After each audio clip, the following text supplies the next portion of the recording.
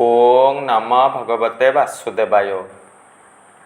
भक्त शरण आध्यात्मिक चैनल को मोर प्रिय भाई भौणी मानू गुरुजन मानू अनंत कोटि प्रणाम जन मु श्री भक्त वत्सल प्रधान आज जगतर नाथ जगन्नाथ उपर आधारित सुंदर कहानीटे रही से परम जगन्नाथ प्रेमी श्रद्धा देवी उपर आधारित कहानीटीए आसतु जानिबा।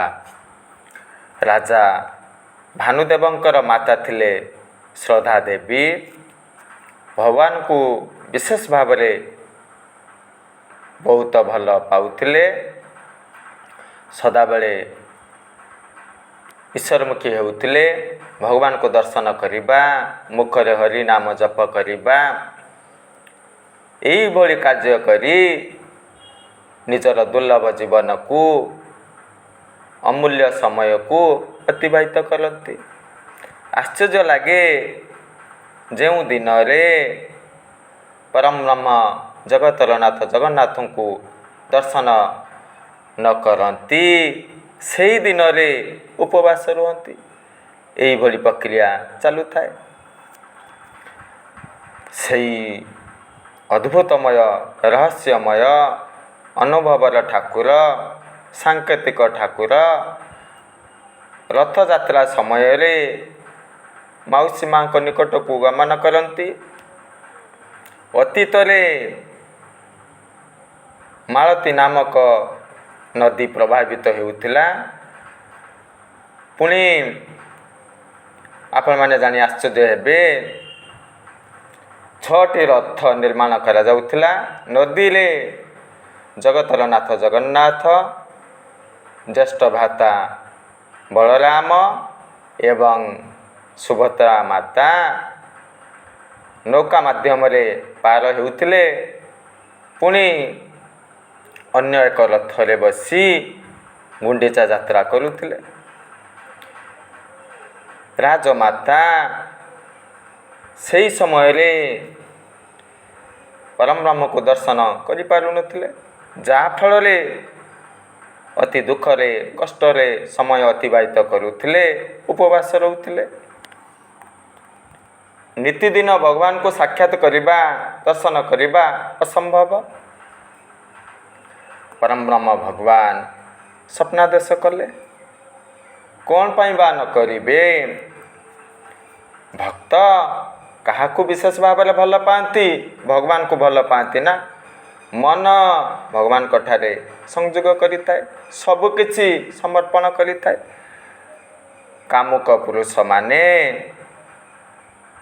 रमणीय नारी को भल पाती, ज्ञानी ज्ञान को भल पाइबे ना। सत्व गुणधारी माने साधु संत मानू भल पाती, सत्व गुण को धारण करती। संसारी सुख भोग ऐश्वर्य धन संपत्ति को भल पाती। भक्त निश्चित भाव में भगवान को भल पाइबे, सबकिछि अर्पण कर दियंती। भक्त भगवान का पाई समस्त कार्य करती, भगवान को चिंतन करती, भगवान को विषय रे भावी थांती। भगवान कर अद्भुतमय लीला को नाम को जप करती। जदि भक्त यही भली कार्य करिबे, भगवान मध्य से भली कार्य करिबे। भगवान कहा को विशेष भाव में भल पाइबे? भक्त को। भक्त कथा भगवान मध्य चिंतन करती। किभली भाव में समय अतिबाहित करिबे, सुखरे समय अतिबाहित करिबे, संशय दूर हब, विपद मुक्त हब, मोर अद्भुतमय वैकुंठपुर धाम को आसीब, यही सब कथा चिंतन करती। ताहा ही घटिथिला। से राजमाता को स्वप्नादेश है। अरे यही नदी रे जल अल्प पंक बहुत, गोटे काम करंतु, यही नदी को बाली माध्यम रे पुति दियंतु। स्वप्नादेश है। तापरे से राजमाता ଶ୍ରଦ୍ଧା ଦେବି ନା ତାଙ୍କର ପୁତ୍ର ଭାନୁଦେବଙ୍କୁ କହିଥିଲେ। ସୁନ୍ଦର ଭାବରେ କହିଥିଲେ, କୌଣସି ରାଜକୋଷ ଅର୍ଥରେ ଏଭଳି କାର୍ଯ୍ୟ ସମ୍ପାଦନ ହେବା ଉଚିତ ନୁହଁ।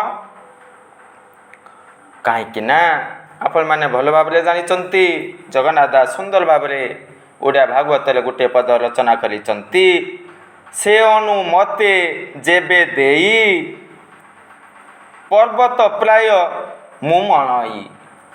ଆରେ ଭକ୍ତ ଯଦି ମୋତେ ଅଣୁମାତ୍ରକେ ଭାବରେ ଭକ୍ତିରେ କିଛି ଅର୍ପଣ କରେ ନା, ମୁଁ ପର୍ବତ ପରି ମନେ କରେ। ତେଣୁ ରାଜାମାତା କ'ଣ କହିଲେ?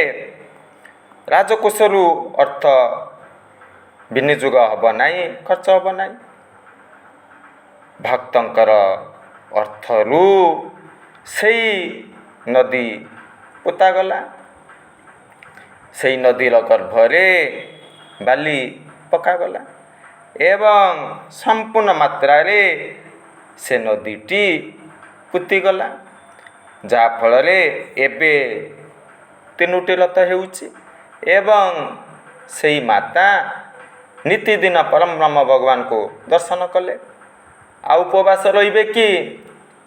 ଭଗବାନ ଦୁଃଖ ଦୂର କଲେ।